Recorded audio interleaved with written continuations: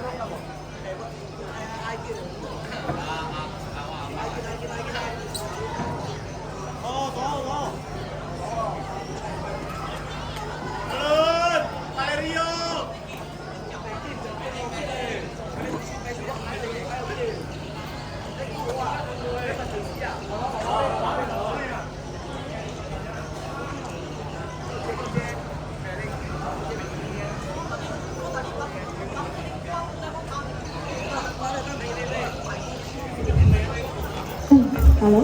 Oke.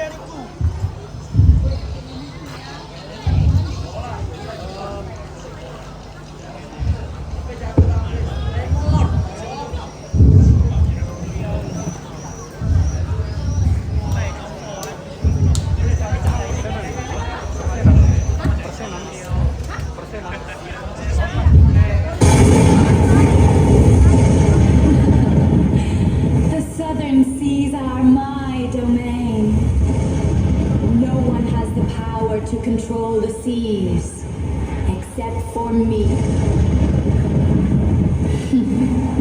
All these beautiful bodies, shattered by the ocean waves.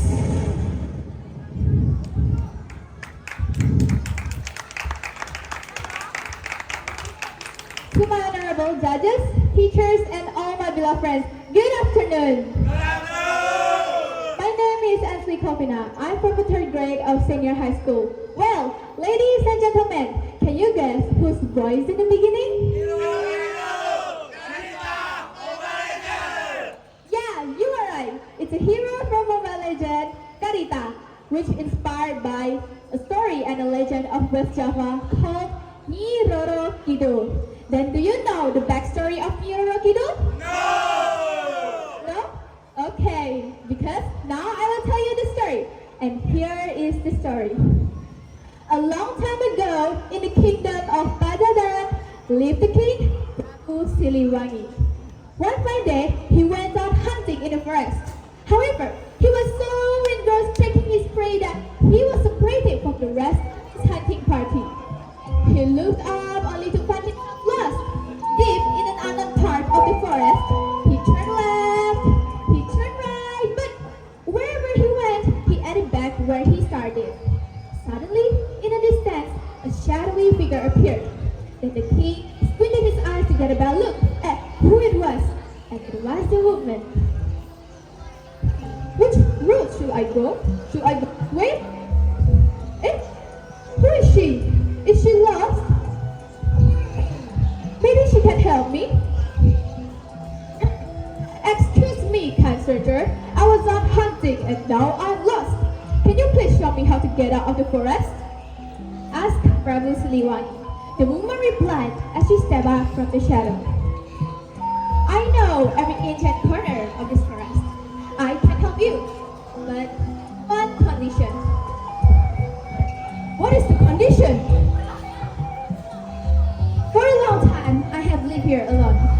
And I would like to make a humble request that you will give in home for a few days before I show you the way out.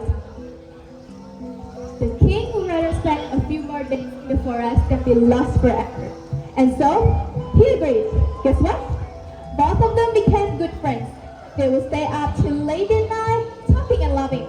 Every meal was spent together. Days turned into weeks, and weeks turned into months. Without realizing it, their friendship turned into love. Then the woman and the king got married. However, one day, the king finally said, "My queen, I need to go back to my kingdom. My kingdom cannot be left alone without a ruler. Please come back with me, my queen." His wife can't left her home, so she refused. "I'm so sorry, my dear. I can't go with you. I need to stay here," replied his wife. Well, he was sad to leave her. He swore to his wife that he would come back as much as he could. With that, he departed for Baghdad.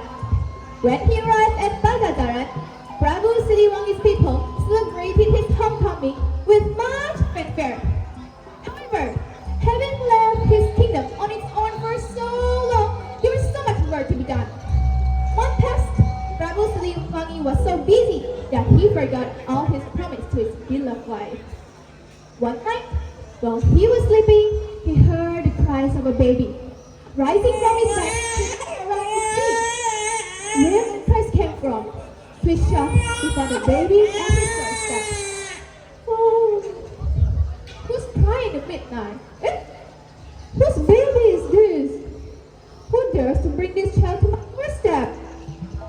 Suddenly, a bright light shone and a figure appeared, and it was his wife. "That baby is our child. I'm leaving her in your care. Please, treat her like you would any human being." "Human being? What do you mean?" "I am a spirit and a guardian of the forest. I want you to love and bring her up like you would a human child." Before he could reply, she disappeared. Then he brought his daughter to his room. He had so many unanswered questions, but one look at his daughter's smile, all his troubles melted away. He looked as beautiful, calm, serene as her mother, and he named her Dewi Karita. Karita grew up to be a beautiful and kind-hearted young woman. For years, the king tried looking for his wife, but he could never find her again.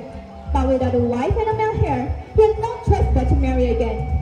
Then he asked Karita's permission to marry a princess from another kingdom, Dewi Mutiara.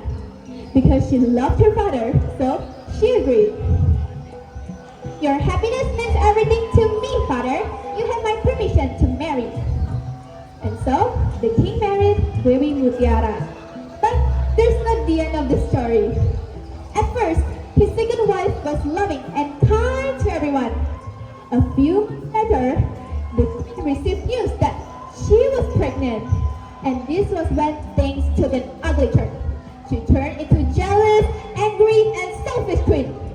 At first, Prabu Siliwangi always fulfilled his wife's request. However, his wife's request was getting weirder by the day.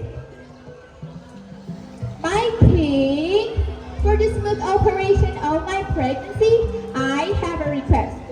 I want Princess Karita to leave our palace." "Mutiara, of course I can't tell her to get out of the palace.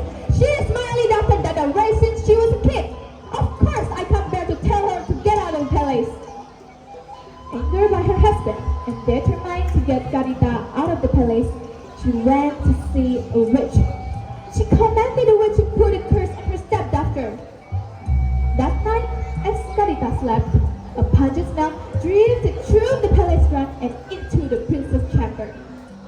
Karita tossed and turned, but throughout the night, and the next morning, the quiet and peace of the early dawn was shattered by piercing and shrill screams. "What is happening to me? What? My hand! Someone please help me! Please!" The cries came from Carita's room. Her entire body was covered by pustule sores. She scratched at her sores, but the more she scratched, the worse it got. Everyone was afraid of her. Then the king ordered the best healers to cure his beloved daughter. One by one they tried, but nothing worked. And the queen knew that the moment was right. Then she talked to the king. King, we don't know what is this disease. How can we protect our Amazon if we don't know what is happening to her? Why did you bring her to us? And worse still, to our Amazon? You didn't ask her to leave. Rabu Siliwangi had to make a choice. Holding his back tears, he finally said to Carita, Carita, you must leave. I can no longer help you. I'm so sorry, my doctor. Then he turned his back and walked away. Carita was so heartbroken, and she left. She walked aimlessly for days until she reached the foot of the mountain. And there, she silently prayed for a cure. Suddenly, a bright light shone, and a voice greeted her. Is this true? What is happening? Who are you? Please, don't hurt me, please. Do not afraid, Carita. I'm your mother. You are no longer human child. You are my child. If you wanted to be cured, listen to me. Make your way to the source of the storm sea and go into the ocean. Before she could reply, the light vanished as quickly as it appeared. With no other choice left, Carita finally heeded his. He finally made her way to the source of the storm sea. Took a step into the warm waters, and she waded further into the sea. Suddenly, a gigantic wave came crashing down on Carita. She was pulled underneath the currents. She could not breathe or see anything. But, without a warning, the ocean stopped swirling around Carita. All the fear she had felt earlier left her body. She even found herself being able to breathe in underwater. The ocean had healed more than just her skin. Even she wanted to be cured so that she could return home, but she was grateful by what the sea had done to her. So she decided to stay at the sea and build a palace and gather thousands of troops. Since then, she became the all-powerful Nyirorokido, the queen of the Southern Sea. So that's the end of the story.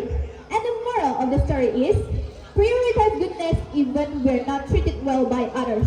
Just like Princess Carita, who sacrificed herself by leaving the palace for the welfare of her people. So, that's the end of the story. Thank you.